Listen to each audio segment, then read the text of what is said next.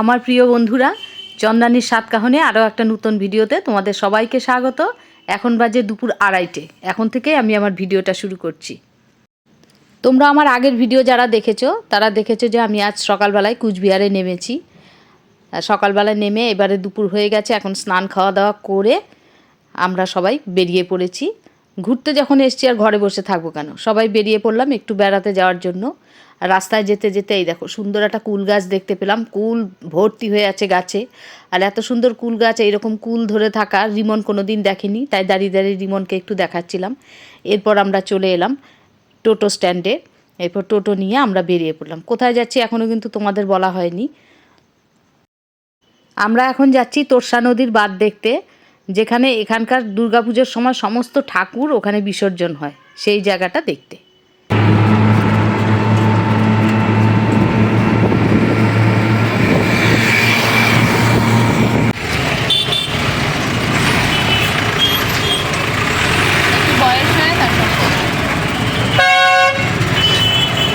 আমরা এখন চলে এসেছি বিসর্জন ঘাটের সামনে। এই বড় ব্রিজটা হচ্ছে তোমার তোর্ষা নদীর জল তো বন্যার সময় এই পাশ থেকে যাতে ওই পাশে যেতে না পারে, সেই জন্য এই ব্রিজটাকে দিয়ে একটা বাঁধ দিচ্ছে। বাঁধের পার বলে।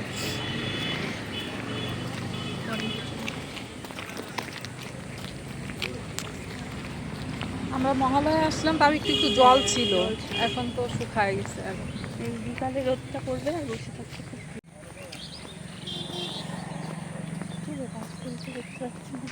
এখন অবশ্য দেখা যায় না, এখন তো কাশফুলের সিজন না, শরৎকালেই। হ্যাঁ, কাশফুলটা শরৎকালেই থাকে। কিন্তু আজকে আসার সময় রাস্তায় একটা দুটো জায়গায় আমি দেখলাম কাশফুল অল্প অল্প হয়ে রয়েছে, অনেক সময় হয়। হ্যাঁ, যেমন পদ্মটা আগে তো ওই যে বসন্তকালে আর শরৎকালে, এখন তো দেখি এখন তো চাষও হয় অনেক। আমরা চলে এসেছি বাঁধের পাড়ে, আর এটা কিন্তু নদী। নদীর জল যেহেতু শুকিয়ে গেছে, এখন জল নেই, সেই জন্য পুরো মাঠ হয়ে গেছে, আর গরু ছাগল সব চড়ে বেড়াচ্ছে। আবার এই অল্প জলেই দেখলাম অনেকে স্নানও করছে। আবার নদীর এপার থেকে ওপার হেঁটেও যাওয়া যাচ্ছে। আমরাও একটু নদীর এপার থেকে ওপারে চলে গেলাম, যেখানে একটু জল আছে সেই জায়গাটাতে একটু ছবি তোলার জন্য। আর নদীর জলে সূর্যের আলোটা পড়েছে, এত সুন্দর লাগছিল দেখতে। আমরা খানিকক্ষণ দাঁড়িয়ে দাঁড়িয়ে এই দৃশ্য দেখলাম, খুব ভালো লাগছিল।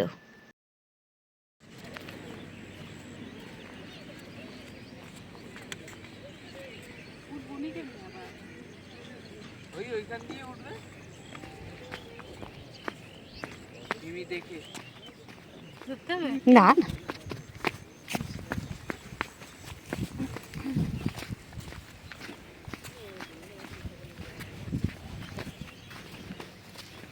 এখানে কোচবিহারের যত পুজোর ঠাকুর এখানে বিসর্জন।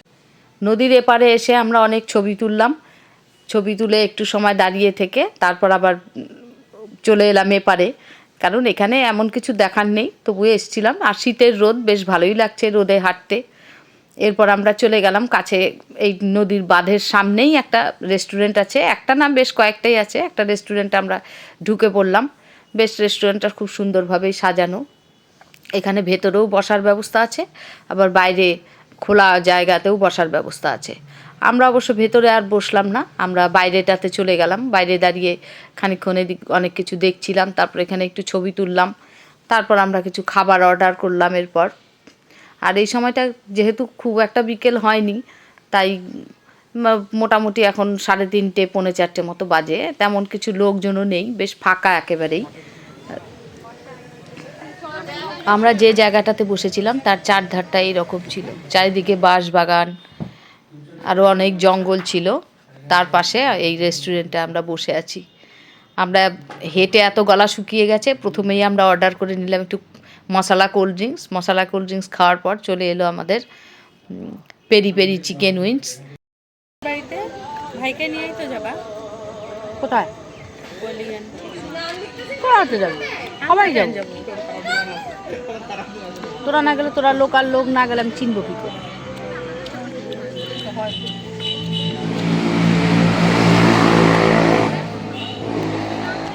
সবাই যাবো।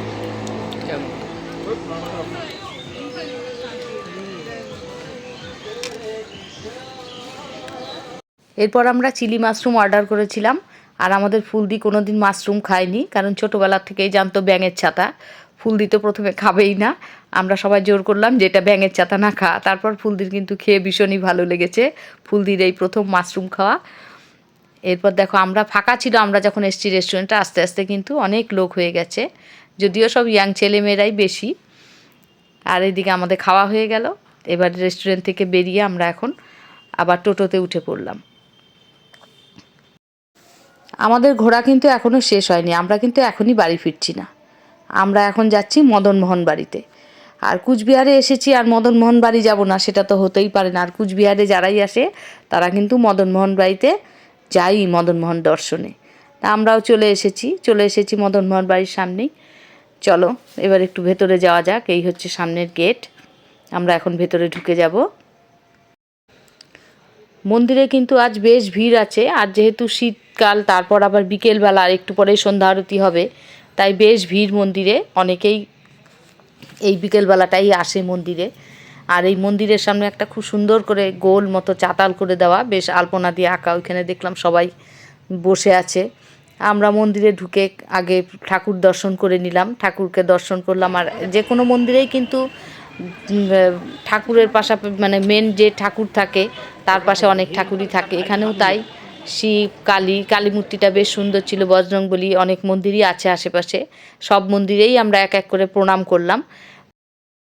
এরপর আমরা চলে এলাম সেই চাতালটাতে যেখানে সবাই বসেছিল, আমরাও এসে বসলাম। আর যে কোনো মন্দিরে এলেই কিন্তু মনটা খুব শান্তিতে ভরে যায়। মনটা এত শান্তি লাগছিল এখানে বসে, ভীষণ ভালো লাগছিল।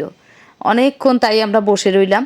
অনেকক্ষণ বসে থাকার পর এরপর আস্তে আস্তে একটু সন্ধ্যা হচ্ছিল, আর চারিদিকে লাইট জ্বলে উঠেছে।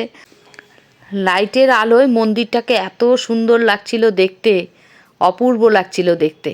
আমরা তাই মন্দিরের চারিদিকটা ঘুরে ঘুরে অনেকক্ষণ দেখছিলাম। চলো বন্ধুরা, তোমাদেরকেও একটু মন্দিরের চারিদিকটা ঘুরে ঘুরে দেখাই, আশা করি তোমাদের খুব ভালো লাগবে।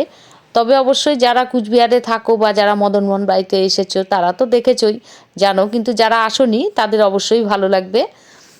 চলো মন্দিরটা তোমাদের একটু দেখাই।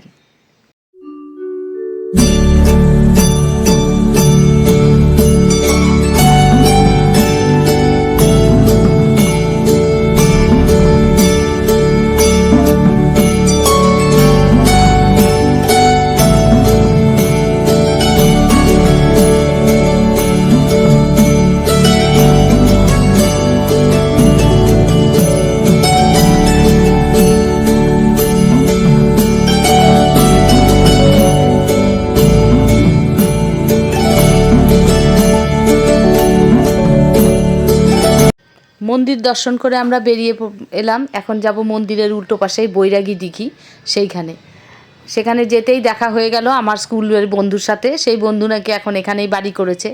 যাই হোক, বন্ধুর সাথে অনেকক্ষণ কথা হলো, ও অনেক রিকোয়েস্ট করলো ওর বাড়িতে যাওয়ার জন্য, কিন্তু অন্য আর একদিন যাবো বলে বন্ধুকে কথা দিয়ে এরপর আমরা চলে এলাম বৈরাগী দিঘিতে। এই সেই বৈরাগী দিঘির চারপাশটা বেশ সুন্দর লাইট দিয়ে সাজানো, খুব ভালো লাগছিল। এখানে সবাই দেখলাম খুব ছবি তুলছে, আমরাও বেশ খানিকক্ষণ দাঁড়িয়ে রইলাম, দাঁড়িয়ে থাকতে ভালোই লাগছিল। দাঁড়িয়ে থাকার পর এখানে আমরাও ছবি তুললাম, অনেক ছবি তোলার পর এরপর ওখান থেকে বেরিয়ে এলাম। বেরিয়েই রিমনের আর আমার দিদির মেয়ের ইচ্ছে হলো ওরা আইসক্রিম খাবে, ওরা আইসক্রিম কিনে নিল। এরপর আমরা টোটোতে উঠে পড়লাম। এখন সন্ধ্যে 6টা বাজে। আমাদেরও আর ঘোরাঘুরি করতে ভালো লাগছিল না, কারণ রাতে একটা ট্রেন জার্নি করে এসেছি, আমাদেরও ঘুম হয়নি ট্রেনে, তারপরে এসেও আমরা রেস্ট করিনি, দুপুরে খেয়েই বেরিয়ে পড়েছি, তাই আর হাঁটাহাঁটি করতে ভালো লাগছিল না। এখন চলে যাচ্ছি বাড়ি। আর ভিডিওটা আজ আর বড় করছি না, এখানেই শেষ করছি। আর এতক্ষণ সবাই ভিডিওটা দেখার জন্য সবাইকে অসংখ্য ধন্যবাদ। দেখা হচ্ছে পরের আর একটা নতুন ভিডিওতে। সবাইকে শুভ সন্ধ্যা জানিয়ে ভিডিওটা শেষ করছি।